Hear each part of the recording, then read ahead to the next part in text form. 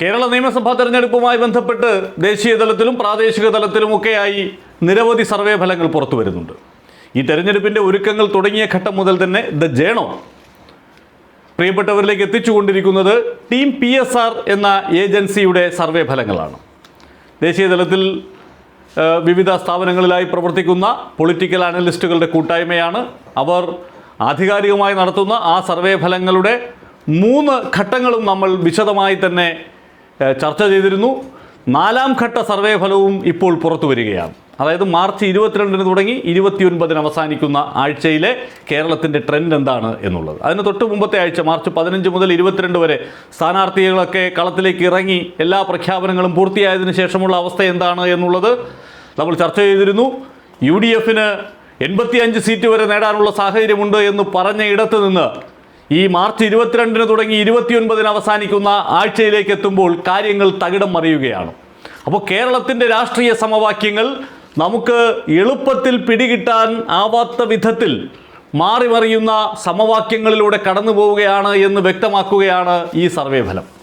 വടക്കും മധ്യ കേരളവും തെക്കുമൊക്കെ ഒരുപോലെ ചിന്തിക്കുമെന്ന് കരുതുന്ന ഇടത്തു നിന്ന് പ്രകടമായ മാറ്റങ്ങൾ ഉണ്ടാകുന്നു എന്നുള്ളതാണ് PSRൻ്റെ ഈ ആഴ്ചയിലെ സർവേ ഫലം ചൂണ്ടിക്കാട്ടുന്നത്. അതായത് 54 മുതൽ 63 സീറ്റുകൾ വരെ മാർച്ച് 15 മുതൽ 22 വരെയുള്ള ആഴ്ചയിൽ LDF നേടുകയുള്ളൂ എന്ന് കരുതിയിരുന്നുവെങ്കിൽ ഇപ്പോഴത് മാറുന്നു. 68 മുതൽ 73 വരെ കേവല ഭൂരിപക്ഷം മറികടക്കുന്ന സ്ഥിതിവിശേഷം LDFന് ഉണ്ടാകും എന്നത് ഒരു വലിയ തിരിച്ചടിയിൽ നിന്ന് തിരിച്ചു കയറുന്നു LDF എന്നുള്ളതാണ്. UDFനെ സംബന്ധിച്ചിടത്തോളം 77 മുതൽ 85 വരെ സീറ്റ് നേടാവുന്ന അവസ്ഥയിൽ നിന്ന് 59 മുതൽ 66 വരെ സീറ്റുകൾ എന്ന നിലയിലേക്ക് താഴുകയാണ് എന്നതാണ്. അതായത് ഒരു നെക്ക് ടു നെക്ക് പോരാട്ടം കേരളത്തിൽ ഉണ്ട് എന്ന് വ്യക്തമാക്കുന്നതാണ് ഈ സർവേ ഫലം. ഇപ്പോൾ നേരത്തെ മലബാറിൽ ഒരു വലിയ കുതിപ്പ് UDFന് അനുകൂലമായി ഉണ്ടാകും എന്ന് ചൂണ്ടിക്കാണിച്ചിരുന്നു. ആ കുതിപ്പ് അതേപോലെ നിലനിൽക്കുമ്പോഴും ഇങ്ങോട്ടേക്ക് വരുമ്പോൾ, അതായത് മധ്യ കേരളവും അത് കഴിഞ്ഞ് തെക്കിലേക്കും വരുമ്പോൾ UDFന് ജയിക്കാൻ കഴിയുമായിരുന്നു എന്ന് കഴിഞ്ഞ സർവേയിൽ കണ്ടെത്തിയിരുന്ന പല സീറ്റുകളും ഇക്കുറി ഈ പുതിയ ആഴ്ചയിലേക്ക് എത്തുമ്പോൾ അവർക്ക് നഷ്ടപ്പെടാനുള്ള സാധ്യതയുണ്ട് എന്നതാണ്.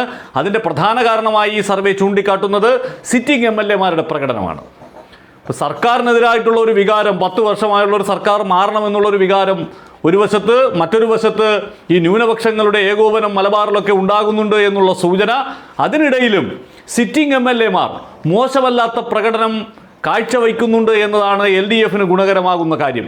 സിറ്റിംഗ് MLAമാരിൽ ബഹുഭൂരിപക്ഷത്തിനും ജനങ്ങളുടെ ഇടയിൽ നല്ല മതിപ്പുണ്ട് എന്നുള്ള യാഥാർത്ഥ്യം. ഈ ടേം നിബന്ധനയൊക്കെ മാറ്റി LDF അവരെ കളത്തിൽ ഇറക്കിയത് പോലും ഇത്തരമൊരു സാഹചര്യം ഉണ്ടാകുമെന്നുള്ളത് കൊണ്ടാണ്. അപ്പോൾ ഒരു മാറ്റമെന്ന് ചിന്തിക്കുന്ന ആളുകളുടെ മുന്നിലേക്ക് ഈ MLAമാരുടെ മികവ് കൊണ്ട് നേട്ടമുണ്ടാക്കാനാകുമെന്ന് അവർ പ്രതീക്ഷിക്കുന്നുണ്ട്.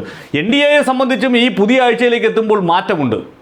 അതിപ്പോൾ ഈ പുതിയ FCRA ഒക്കെ വന്നപ്പോൾ അതിൽ ഇനിയും അടുത്ത ആഴ്ചയിലേക്ക് കിടക്കുമ്പോൾ മാറ്റമുണ്ടാകാനുള്ള സാധ്യതയുണ്ട്. എങ്കിലും ഇപ്പോൾ അവർ 3 സീറ്റുകൾ വരെ നേടാനുള്ള സാധ്യത ഉണ്ട് എന്നുള്ളതാണ്. നേരത്തെ 1 മുതൽ 3 വരെ എന്ന് പറഞ്ഞത് ഇപ്പോൾ 3 മുതൽ 7 വരെ എന്ന് പറയുന്നുണ്ട്. മിനിമം 3 സീറ്റ് അവർക്ക് നേടാനുള്ള സാധ്യതയുണ്ട് എന്നതാണ്. അതിലൊന്ന് നേമമാണ്, രണ്ടാമത്തേത് പാലക്കാടാണ്, മൂന്നാമത്തേതായി അവർ ചൂണ്ടിക്കാട്ടുന്നത് തിരുവനന്തപുരം ജില്ലയിലെ ആറ്റിങ്ങലാണ്. ആറ്റിങ്ങലിൽ ഒപ്പത്തിനൊപ്പമുള്ള പോരാട്ടം LDFും BJPയും തമ്മിൽ നടക്കുന്നു എന്നാണ് അവർ ചൂണ്ടിക്കാട്ടുന്നത്. ഇനി ജില്ലാതലത്തിൽ ഈ PSRൻ്റെ സർവേ ഡാറ്റകൾ പരിശോധിച്ചാൽ കാസർഗോഡ് നേരത്തെ തൃക്കരിപ്പൂരിൽ UDFന് അനുകൂലമായ ഒരു വികാരം ഉണ്ടാകുമെന്ന് PSR പറഞ്ഞിരുന്നു കഴിഞ്ഞ ആഴ്ചയിൽ. പക്ഷേ ഇപ്പോൾ വീണ്ടും കാര്യങ്ങൾ തിരിച്ചു വരുന്നു. കാസർഗോഡ് 2 UDF 3 LDF കഴിഞ്ഞ തവണത്തെ സ്റ്റാറ്റസ് നിലനിർത്തും എന്നുള്ളതാണ്. കണ്ണൂരിലേക്ക് വരുമ്പോൾ 4-5 സീറ്റുകൾ വരെ നേടാനുള്ള സാധ്യതയുണ്ട് എന്ന് നേരത്തെ സൂചിപ്പിച്ചിരുന്നുവെങ്കിലും ഇപ്പോൾ അങ്ങനെയല്ല. 3-8 3 UDFന് 8 LDFന്. കഴിഞ്ഞ തവണത്തേതിൽ നിന്ന് 1 സീറ്റ് മാത്രമേ പിടിച്ചെടുക്കാനുള്ള സാധ്യതയുള്ളൂ എന്ന സൂചനയാണ് വരുന്നത്. അത് കണ്ണൂർ മണ്ഡലമാണ്. ബാക്കിയുള്ള ഇടങ്ങളിലെല്ലാം LDF സേഫാണ് എന്ന നിലയിലാണ് ഈ ആഴ്ചയിലെ ഡാറ്റ കടന്നു പോകുന്നത്. വയനാട് ഒരു ക്ലീൻ സ്വീപ്പ് ഉണ്ടാകുമെന്ന് കരുതിയിരുന്നിടത്ത് അവരുടെ 1 സിറ്റിംഗ് സീറ്റ് നിലനിർത്താനുള്ള സാധ്യതയുണ്ട്. മാനന്തവാടി നിലനിർത്താനുള്ള സാധ്യതയുണ്ട്. അപ്പോൾ 2 UDF 1 LDF. ഇനി കോഴിക്കോടേക്ക് വരുമ്പോൾ കോഴിക്കോട് LDFൻ്റെ ഒരു സമഗ്രാധിപത്യമായിരുന്നുവെങ്കിൽ ഇക്കുറി സ്ഥിതി മാറുകയാണ്. അവിടെ UDF ലീഡ് നേടും എന്നുള്ളതാണ്. ആകെയുള്ള 13 സീറ്റിൽ 7 UDFന്, 6 LDFന് എന്നതായിരിക്കും ഇത്തവണത്തെ സ്ഥിതി എന്ന് PSR പറയുന്നു. നേരത്തെയും ആ സൂചന തന്നെയായിരുന്നു നൽകിയിരുന്നത്. അതായത് മലബാർ മേഖലയിലെ മുസ്ലിങ്ങൾക്കിടയിൽ UDFന് അനുകൂലമായ ഒരു വികാരം സെറ്റായിട്ടുണ്ട് എന്നത് അടിവരയിടുകയാണ് ഈ മാർച്ച് 22 മുതൽ 29 വരെയുള്ള സർവേയിലും. അതായത് UDFന് ഒരല്പം പിന്നോട്ട് പോകേണ്ടി വരുന്നു, 2% വരെ വോട്ട് ഷെയറിൽ കുറവുണ്ടാകുന്നു എന്ന് പറയുന്ന സർവേ. കോഴിക്കോട് അവരുടെ ആധിപത്യം ഉറപ്പിക്കുകയാണ്. 7-6 എന്നുള്ള നിലയിൽ UDFിൻ്റെ ഒരു മുന്നേറ്റം ഉണ്ടാകും എന്നത്. മലപ്പുറത്തേക്ക് വരുമ്പോൾ കഴിഞ്ഞ തവണയും പറഞ്ഞിരുന്നത് പോലെ തന്നെയാണ് തവനൂരും പൊന്നാനിയിലും ഒരു പോരാട്ടം നടക്കുന്നുണ്ട്. തിരൂരും ഇപ്പോൾ മന്ത്രി അബ്ദുറഹ്മാനിലൂടെ ഒരു പോരാട്ടത്തിൻ്റെ കളം തുറന്നിട്ടുണ്ട് എങ്കിലും അവിടെ ഒരു ക്ലീൻ സ്വീപ്പ് UDF നടത്താനുള്ള സാധ്യതയുണ്ട് എന്ന് തന്നെയാണ് ഈ ആഴ്ചയിലെ PSR സർവേയും പറയുന്നത്. 16-0 എന്ന നിലയിൽ തന്നെ ആയിരിക്കുമെന്നതാണ്. പാലക്കാട്ടേക്ക് വരുമ്പോൾ പാലക്കാട് 3 സീറ്റുകൾ വരെ UDFിന് നേടാനുള്ള സാധ്യത. ഒരു പക്ഷേ ഒരു കടുത്ത പോരാട്ടം നടന്നാൽ 4 വരെ എന്ന് പറഞ്ഞിരുന്ന കഴിഞ്ഞ ആഴ്ചയിൽ നിന്ന് ഇവിടേക്ക് എത്തുമ്പോൾ, ഈ ആഴ്ചയിലേക്ക് എത്തുമ്പോൾ കാര്യങ്ങൾ മാറുന്നു. UDF ഒരു സീറ്റിൽ ചുരുങ്ങിയേക്കും എന്നുള്ള സൂചനയാണ്. മണ്ണാർക്കാട് മാത്രം. തൃത്താലയും പാലക്കാടും നഷ്ടപ്പെട്ടു പോകാനുള്ള സാധ്യതയുണ്ട് എന്നതാണ്. പാലക്കാട് ഏറ്റവും ഒടുവിൽ കോൺഗ്രസ് നേതാക്കളുമായി ബന്ധപ്പെട്ടൊക്കെ ഉണ്ടായിരിക്കുന്ന വിവാദങ്ങൾ ശോഭാ സുരേന്ദ്രന് അനുകൂലമായി മാറാനുള്ള സാധ്യതയുണ്ട് എന്ന് പറയുന്നു. പക്ഷേ ഇനിയും കടുത്ത ക്യാമ്പയിനുകൾ നടക്കേണ്ടുന്ന സമയം, അവിടെ എന്ത് വേണമെങ്കിലും സംഭവിക്കാം. എന്തായാലും ഇപ്പോൾ ഒരു എഡ്ജ് ശോഭാ സുരേന്ദ്രന് നൽകുകയാണ് ടീം PSR. അപ്പോൾ 10 LDF, 1 UDF. ഇനി തൃശ്ശൂരിലേക്ക് വന്നാൽ തൃശ്ശൂരിൽ നേരത്തെ നൽകിയ സൂചന തന്നെയാണ് 3-10. മണലൂരിലും തൃശ്ശൂരിലും ചാലക്കുടിയിലും UDFിന് ജയിക്കാം എന്നുള്ള സാധ്യത. ബാക്കിയുള്ള ഇടങ്ങളിൽ തൃശ്ശൂരിൽ എന്തായാലും NDA ജയിക്കില്ല എന്ന സൂചനയാണ് അവർ നൽകുന്നത്.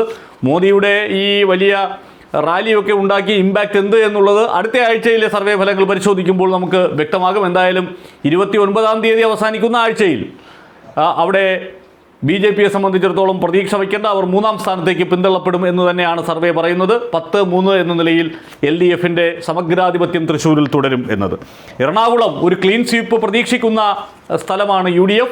പക്ഷേ അവിടെ 3 സീറ്റുകൾ കഴിഞ്ഞ തവണ ഉണ്ടായിരുന്ന 5-ൽ നിന്ന് 2 കുറയും. 3 സീറ്റുകൾ പക്ഷേ നിലനിർത്താനാകും എന്ന സൂചന. വൈപ്പിനും കളമശ്ശേരിയും കോതമംഗലവും LDF നിലനിർത്തും എന്നതാണ്. പുതുതായി ഒന്നും പിടിച്ചെടുക്കാൻ സാധിക്കില്ല, കയ്യിലിരിക്കുന്ന 2 പോവുകയും ചെയ്യും എന്ന സ്ഥിതിവിശേഷമുണ്ട് എന്നാണ് PSRൻ്റെ സർവേ പറയുന്നത്. ഇടുക്കിയിലേക്ക് വരുമ്പോൾ ഇടുക്കിയിൽ കഴിഞ്ഞ തവണ LDFിൻ്റെ സമഗ്രാധിപത്യമായിരുന്നുവെങ്കിൽ ഇത്തവണ നേരെ തിരിച്ചാകുന്നു. ഉടുമ്പൻചോല ഒഴികെ ബാക്കി സീറ്റുകളെല്ലാം UDFിന് നേടാൻ സാധിക്കുന്ന സ്ഥിതിവിശേഷമാണ് ഇടുക്കിയിലുള്ളത് എന്നാണ് PSRൻ്റെ സർവേ ചൂണ്ടിക്കാട്ടുന്നത്. കോട്ടയത്തേക്ക് വരുമ്പോൾ കോട്ടയത്ത് ഒരു UDF സമഗ്രാധിപത്യം ഉണ്ടാകുമെന്ന് കഴിഞ്ഞ ആഴ്ചയിൽ സൂചന ഉണ്ടായിരുന്നുവെങ്കിലും ഇപ്പോൾ അങ്ങനെയല്ല കാര്യങ്ങൾ. 4-5, 4 UDFിനും 5 LDFിനും എന്ന നിലയിലേക്ക് മാറുകയാണ്. UDF ജയിക്കും എന്ന് കരുതിയിരുന്ന പലയിടങ്ങളിലും അങ്ങനെയല്ല സാഹചര്യം എന്നതാണ്. നേരത്തെ ഈ ഏറ്റുമാനൂരും വൈക്കവും ഒഴികെയുള്ള ഇടങ്ങളിലെല്ലാം UDFിന് വിജയിക്കാനാകുമെന്നുള്ള സൂചനയായിരുന്നുവെങ്കിൽ ഇപ്പോൾ അങ്ങനെയല്ല. അവിടെ പൂഞ്ഞാറിലും ചങ്ങനാശ്ശേരിയിലും അടക്കം LDFിന് വിജയിക്കാനുള്ള സാഹചര്യം ഉണ്ടായിരിക്കുന്നു ഈ പോയ ആഴ്ചയിൽ എന്നതാണ്. അവിടെ ഡാറ്റകളിൽ വലിയ മാറ്റമുണ്ടാകുന്നു എന്ന സൂചന വരുന്നു. അപ്പോൾ 4 UDF, 5 LDF. ആലപ്പുഴയിലേക്ക് വരുമ്പോൾ 3-6 എന്നതാണ്. 3 സീറ്റുകൾ മാത്രം. രമേശ് ചെന്നിത്തലയുടെ ഹരിപ്പാട് മാത്രം ഉണ്ടായിരുന്ന ഇടത്ത് നിന്ന് അവിടെ 2 സീറ്റുകൾ കൂടി പിടിക്കാനാകും. അപ്പോഴും പ്രധാനപ്പെട്ട ചില സീറ്റുകളിൽ ഒന്നും ചെയ്യാനാകാത്ത സ്ഥിതിവിശേഷം UDFിനെ സംബന്ധിച്ചിടത്തോളം ഉണ്ട് എന്നുള്ളതാണ്. അപ്പോൾ 3-6 എന്നത് ആലപ്പുഴയുടെ സ്റ്റാറ്റസ്. പത്തനംതിട്ടയിലേക്ക് വരുമ്പോൾ 5-ൽ 2 മാത്രമേ UDFിന് നേടാൻ സാധ്യതയുള്ളൂ എന്നുള്ളതാണ്. 3 LDFിൻ്റെ കൈവശം സുരക്ഷിതമായിരിക്കും. അതിൽ അവർക്ക് നഷ്ടപ്പെടാൻ സാധ്യതയുള്ള 2 സീറ്റുകൾ എന്ന് പറയുന്നത് മാത്യു ടി തോമസിൻ്റെ തിരുവല്ലയും മറ്റൊന്ന് വീണ ജോർജിൻ്റെ ആറന്മുളയുമാണ് എന്നതാണ് ഈ സർവേയിൽ വ്യക്തമാകുന്ന ഒരു കാര്യം. അപ്പോൾ ആറന്മുളയിൽ UDFിന് അനുകൂലമായിട്ടുള്ള ഒരു വികാരം സൃഷ്ടിക്കപ്പെട്ടിരിക്കുന്നു എന്നർത്ഥം. ഇനി കൊല്ലത്തേക്ക് വരുമ്പോൾ 5-6 എന്നതാണ്. 5 UDFിന്, 6 LDFിന്. കഴിഞ്ഞ തവണ 2 മാത്രം ഉണ്ടായിരുന്ന UDFിന് 3 സീറ്റുകൾ കൂടി അവിടെ ലഭിക്കാനുള്ള സാധ്യതയുണ്ട് എന്നാണ് ഈ സർവേ പറയുന്നത്. തിരുവനന്തപുരം ജില്ലയിലേക്ക് എത്തുമ്പോൾ 10-3-1 എന്നതാണ്. അതിൽ ഒരിടത്ത് നെക്ക് ടു നെക്ക് പോരാട്ടം എന്നതാണ് ഈ ഡാറ്റ നൽകുന്ന സൂചന. ഒപ്പത്തിനൊപ്പം വോട്ട് ഷെയർ ഇപ്പോൾ നിലവിലുണ്ട് എന്നുള്ളതാണ്. അത് ആറ്റിങ്ങലാണ്. അപ്പോൾ UDFിനെ സംബന്ധിച്ചിടത്തോളം 3 സീറ്റുകൾ. കോവളവും വട്ടിയൂർക്കാവും തിരുവനന്തപുരവുമാണ് UDFിന് ഇപ്പോഴത്തെ സാഹചര്യത്തിൽ ജയിക്കാൻ കഴിയുന്ന സീറ്റുകൾ.